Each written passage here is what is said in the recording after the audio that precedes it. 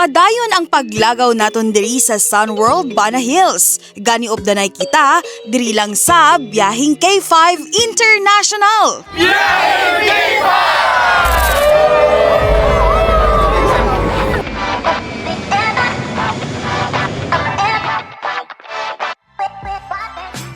Matapos sa paglagaw diri sa Golden Bridge, tabo kita diri sa ilang nga flower garden.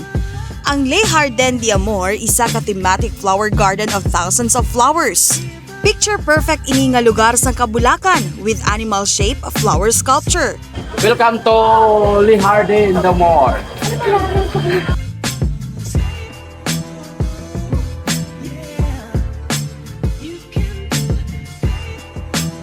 Manami, kaglibuton pa lang namon. Ay guys, kanami karon sa ilan diri nga garden ha, kag fresh na fresh ang mga flowers nagbukadkad gid. Po sige na pagita ta bala no.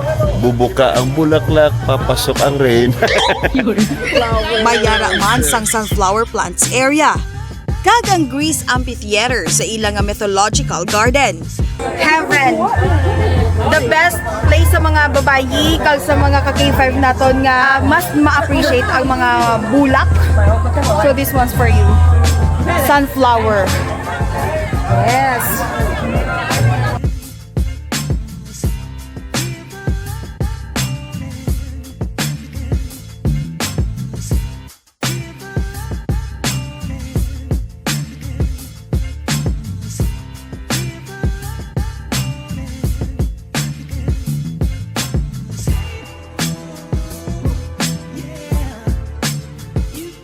Matapos ang paglagaw diri, tabok naman kita sa French Village. Another 10 minutes cable car ride naman tabok sa French Village.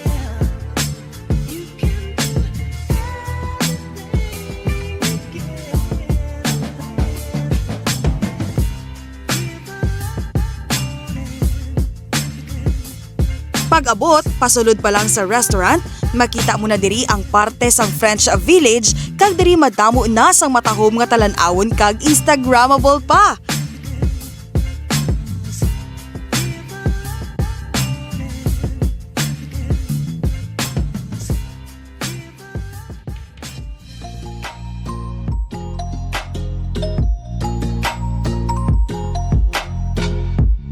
Tsada ang place, sir. Dagang salamat usab kay sa ato ang generous na CEO na si Doc Ramil Uy nga ginadalata niya diri sa may Bana Hills, Mountain Hills. Very nice kayo ang place gyud no, kay very instagrammable kayo ang place do tanawa no. Daw kuan gyud na ka sa laing planeta na hapit. Amazing. Vertical na making nga lugar. Na mega place, magical. Feeling ko do ka queen, na do ka princess. I love Danang.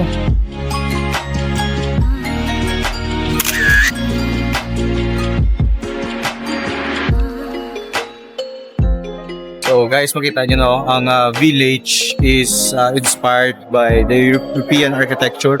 Makita nyo lang lain na mga elements ang ginagamit dire. So, ang pinakadami pag hindi kay nila combine ang garden kag ang architectural style sa French village.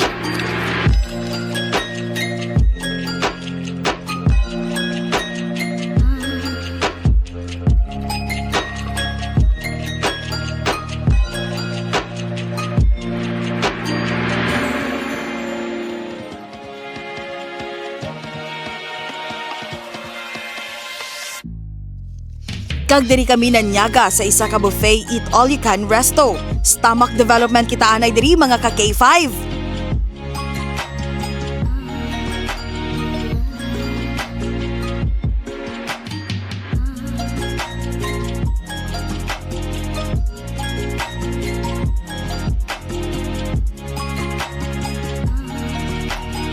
Subo na ba tsaga naton matapos sa atong sininga paniaga dere busog-busog kayo.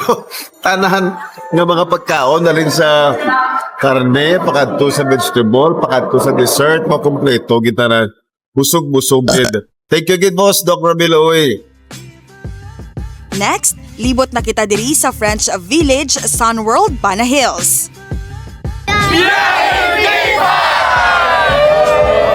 Ang French Village isa ka fantasy theme park nga replika sang isa ka oldest country in the world nga amo ang France. Diri makita ang square, cathedral, plaza, village kag inns. Guys, kung magkatumod ni sa Bana Hills, isa sa ilang ari di sa sulod ang gitawag French Village. So, kung lang taon mo ang mga replika kung anong mga building ato sa France. So, kung gusto ka magbisita, try mo para makita. Kung di pa kaya ang magpa-France, kanto anay sa Bana Hills diri sa Vietnam. Sa ini nga theme park, mayara man sa mga adventure ride nga amo ang ila fantasy park.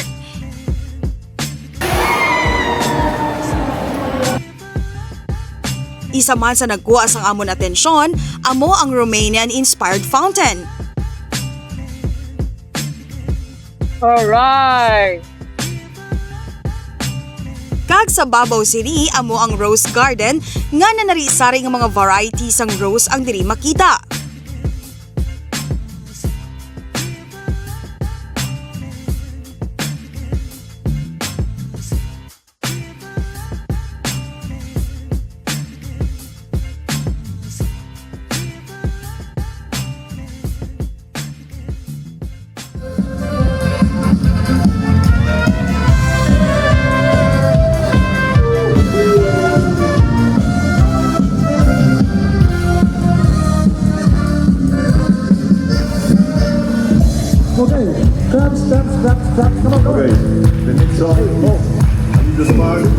Diri man sa plaza nahamtang ang beer brewery. Sa sulod makita ang mga brewery tanks ang beer kag libre ang beer. Tagay da sa mahilig mag-inom kamayari diri sang beer festival. Tungod mataas ang Bana Hills, na-experience taman ang fog sa Sininga Mountain Park.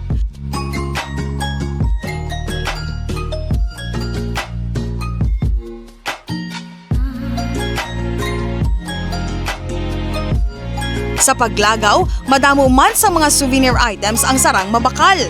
Gani si Doc. May napilian man nga pang remembrance diri sa Bana Hills, Vietnam. Guys, kung dari mo sulod sa Bana Hills, balantaw ta sang sang mga baligya sang gold, pati gold tree may aras. Hindi ka sumunod? Kini 6.6 mahaloy. Pero ang gwapo, mahaloy. Di ko kaya ba? 1, 2, 3, 8. Okay. 3.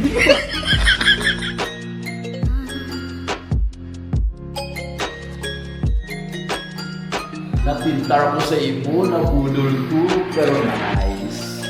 Matapos naton libuton ang French Village diri sa Sun World, pabalik sakay naman kita sa ilang nga cable car. Ang ini nga station, rekta nga ang biyahe 25 minutes straight down the hill. Ang Bana Hills isa ka one-of-a-kind experience para sa amon nga mga empleyado ni Doc Ramil Uy. Sa imo, Doc, madamo nga salamat sa pagpaambit sa sini nga matahom nga paraiso. Tutukan sa masunod, Han River Cruise i-experience ta diri lang sa Biyaheng K5 International.